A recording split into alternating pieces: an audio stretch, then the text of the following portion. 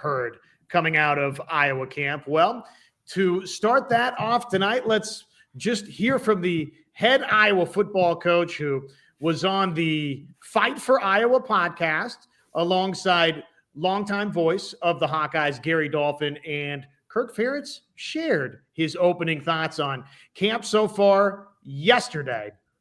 Get better if you're not practicing. So the guys did a great job in the summer program.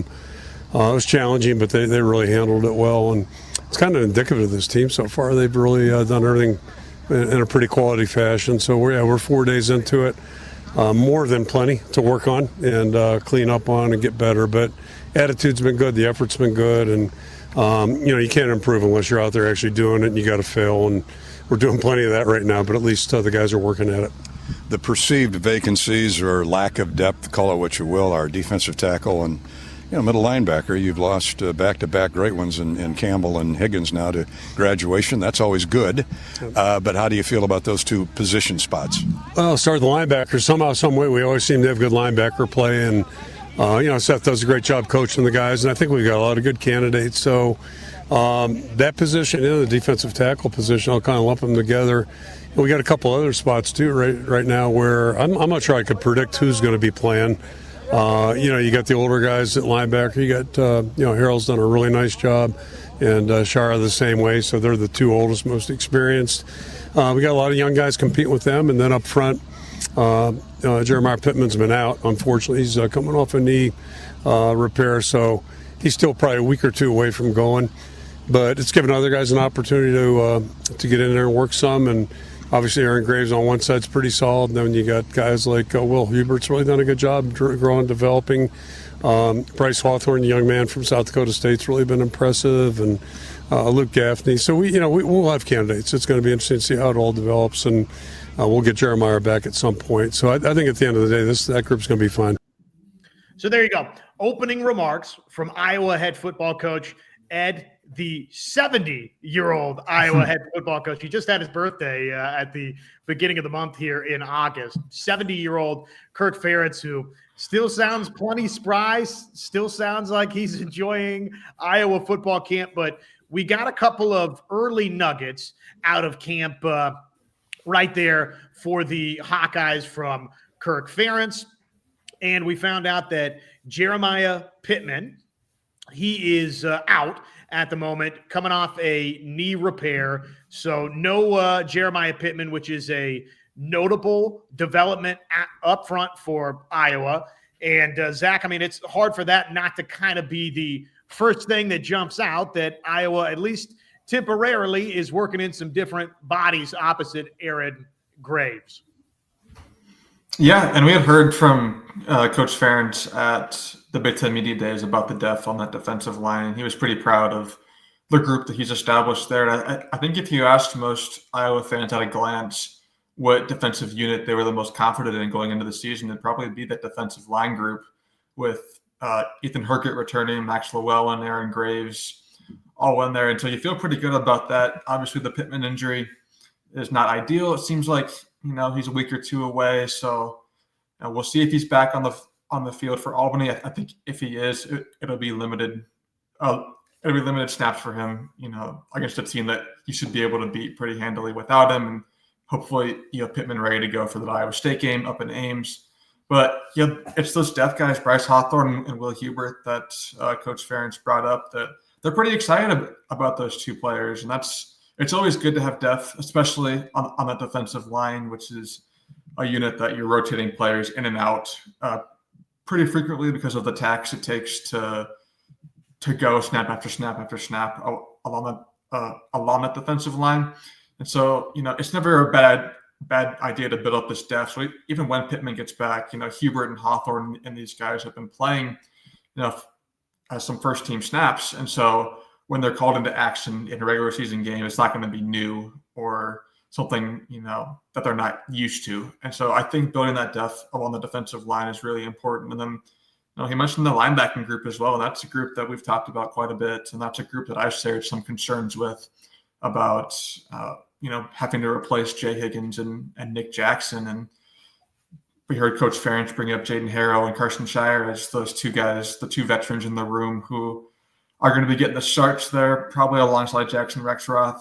But that's a unit where a lot of question marks there, and so it's good to hear that they have some confidence in Harrow and Shire and what they've seen in camp. But it'll be one of those units where you just really got to wait and see how they play during the regular season. But that depth on the defensive line is big.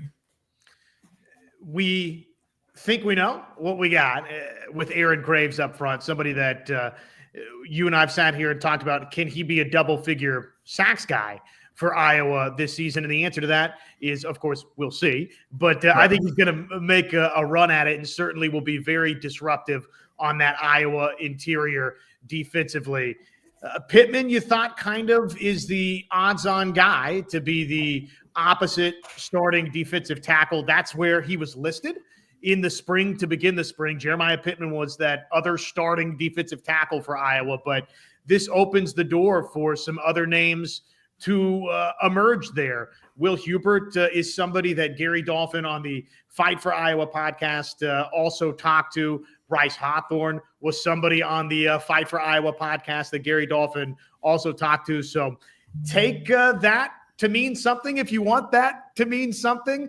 But I do think, and we can dive more into this around the corner here, as we start looking ahead this weekend, of course, is Kids Day at Kinnick.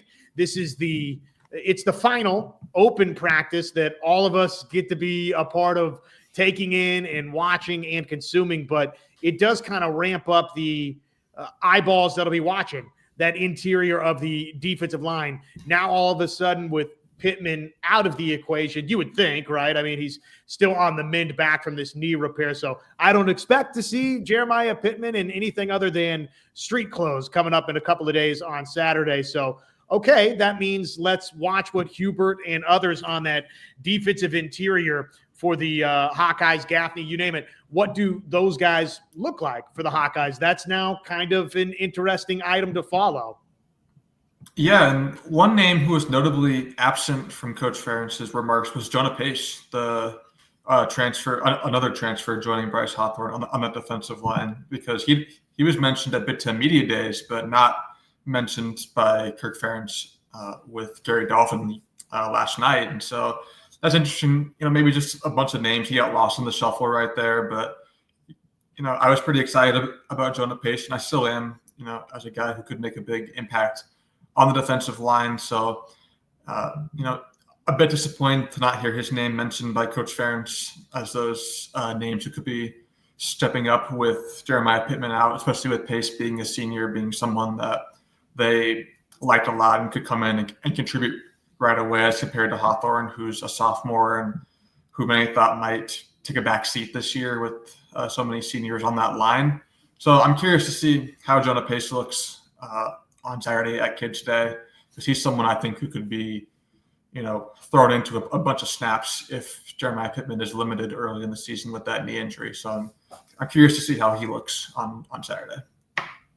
Yeah, we're hanging on every word, every morsel of football that we can get right now, which shouldn't be any other way, but that did stand out to me too with Jonah Pace. And does that mean that maybe they're moving him around a little bit and maybe he's on the edge at times for Iowa? Is he a part of that defensive interior, Zach? And I think you nailed it if that's the case, that probably coach just forgot to mention a name, right? Because there's a lot of different guys that are impacted. It happens. It happens, And I think coaches always try to guard against that, because you and I and fans, we do this to where we're hanging on every word. And if a player's name doesn't get mentioned, then that means that they must not have been as impressive. And that might not always be the case. Here's the quote from Kirk Ferentz, by the way, from Big Ten Media Days, talking about Jonah Pace and talking about Bryce Hawthorne, by the way, the two transfer defensive linemen. It's just like recruiting high school players. You want to get guys that are going to have a chance to really fit in with what we are and how we do it. And both those guys have done a great job of that. There's two different stories in that. Jonah's a fifth-year guy or a sixth-year guy, whatever he is, but he's a grad transfer, so he's older and he'll help us. There's no question about that. And then on the other hand, Bryce is a little bit younger. So from that, at Big Ten Media Days, you would have thought, okay, Jonah Pace is the transfer defensive lineman that's really going to help Iowa. And yet from these remarks with Gary Dolphin on the Fight for Iowa podcast kind of shifts the other direction. You're thinking, well, wait a second, Bryce Hawthorne is the transfer defensive lineman that's going to help him. So I would say that they're still sorting all of that out. I'm not ruling Jonah Pace out by any stretch of the imagination, but it does kind of catch your ears and your mind if you're really hanging on every word. Yeah, and at the end of the day, it's a good problem to have. I mean, you can never have too much depth on a defensive line or really in any unit on a football team. And so, if Jonah Pace was impressing earlier and now Bryce Hawthorne is catching the coach's eyes, that's never a bad thing, for Iowa to have that depth. And it's a long season. Like, you're going to have some injuries. You're going to have some people who get nicked up and they might have to miss, the rest of the game or miss the next week. And so having that depth built up on the defensive line is big. So whether it's Pace or Hawthorne or Hubert or, whatever combination Iowa throws out there, I think they're going to be pretty confident in those guys based on what we've heard from fall camp.